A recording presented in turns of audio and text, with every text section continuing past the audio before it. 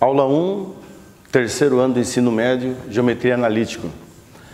Distância entre dois pontos, vai ser o nosso primeiro tema. Num plano cartesiano, nós temos o eixo de x e o eixo de y, tá? A distância do ponto A até o ponto B, nós vamos chamar de h. Fazendo aqui uma projeção nesse plano cartesiano, nós vamos ter aqui um triângulo retângulo. Desenvolvendo esse triângulo retângulo, eu tenho a hipotenusa no teorema de Pitágoras, tá? Vai ser a minha distância. Esse lado que é o cateto vai ser espaço final menos espaço inicial. No eixo y, também espaço final menos espaço inicial, elevado ao quadrado. Portanto, a distância vai ser igual a raiz quadrada de x2 menos x1 elevado ao quadrado, mais y2 menos y1 elevado ao quadrado. Essa é a fórmula da distância entre dois pontos na geometria analítica. Agora nós vamos dar uma olhadinha em alguns exemplos. Usando então a fórmula da geometria analítica, nós vamos ver alguns exemplos importantes que geralmente caem nos vestibulares mais importantes do Brasil. O primeiro exemplo, calcule a distância entre os pontos A e B. Para que fique fácil a compreensão aqui, vamos dar nome aos elementos. O ponto A eu vou chamar de x1 e y1. O ponto B eu vou chamar de x2 e y2.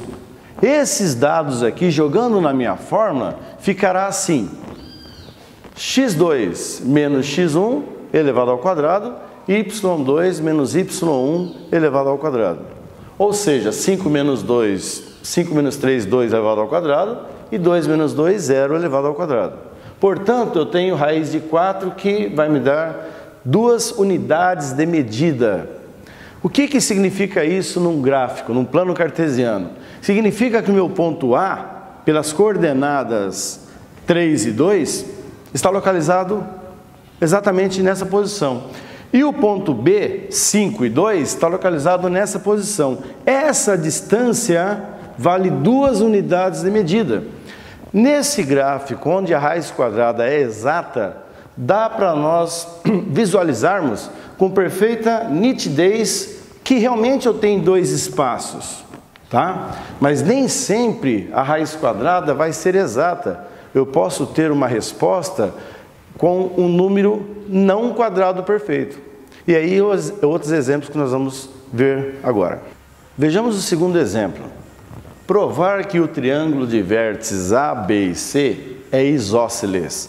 Primeiro de tudo, vamos dar uma recordada que é um triângulo isósceles. Um triângulo equilátero tem 3 lados iguais.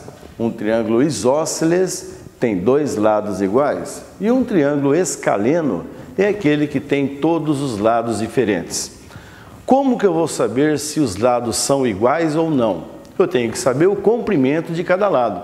Por isso que nesse exemplo aqui, nós vamos ter que fazer 3 cálculos distintos. Nós vamos ter que achar a distância do ponto A até o ponto B, do ponto B até o ponto C e do ponto A até o ponto C. Ao final, vamos comparar as respostas.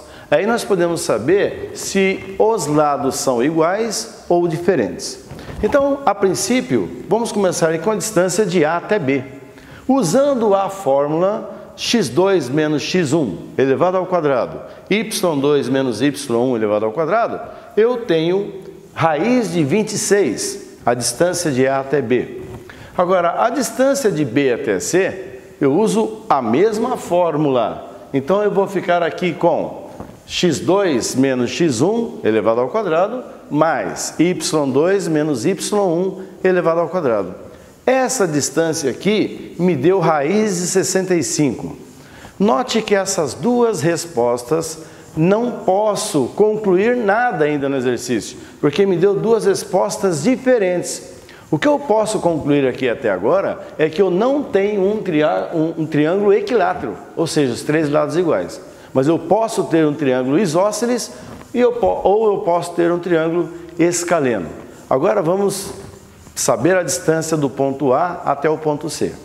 Vimos que a distância de A a B me deu raiz de 26. A distância de BC me deu raiz de 65. E agora a distância de AC também me deu raiz de 65. Como nós já vimos na definição, quando eu tenho dois lados iguais, realmente eu tenho um triângulo isósceles. Portanto, está provado que o triângulo é isósceles. Partindo para o terceiro exemplo, provar que o triângulo de vértices A, B e C é retângulo. Gente, nós não podemos esquecer que o triângulo retângulo é aquele triângulo onde o ângulo interno tem 90 graus. Você jogando isso num gráfico, num plano cartesiano, na maioria das vezes, você não tem certeza absoluta que aquele triângulo é retângulo. Por isso é que nós temos que fazer o cálculo algébrico, nós temos que desenvolver o exercício. E novamente, como o segundo exemplo, eu vou achar as distâncias de cada vértice. Eu vou achar quanto mede os lados do triângulo. Portanto, eu estou trabalhando com o triângulo AB. Tá? Olha aqui, pessoal, do ponto A até o ponto B. Do ponto A até o ponto B, achei raiz de 10. A distância agora de BC. De B até C, achei raiz de 50.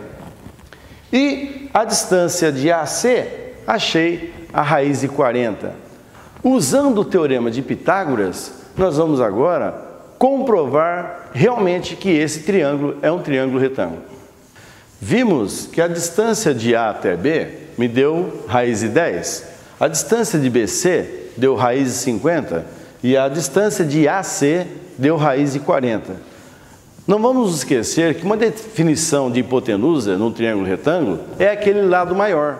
Portanto, a raiz de 50 é o lado maior. Jogando essa raiz de 50 como hipotenusa na fórmula de Pitágoras, eu tenho raiz de 50 elevado ao quadrado, os dois catetos, que é um raiz de 40 e outro raiz de 10, elevando ao quadrado.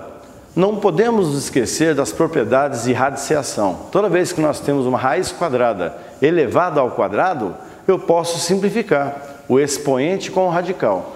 Fazendo isto aqui, os radicandos saem dos radicais sem nenhuma alteração. Portanto, vou ficar com 50 é igual a 40 mais 10. 50 é igual a 50. Quando eu tenho essa igualdade, pessoal, isso quer dizer que o triângulo realmente é um triângulo retângulo. Ok? Então, podemos comprovar que o triângulo é um triângulo retângulo.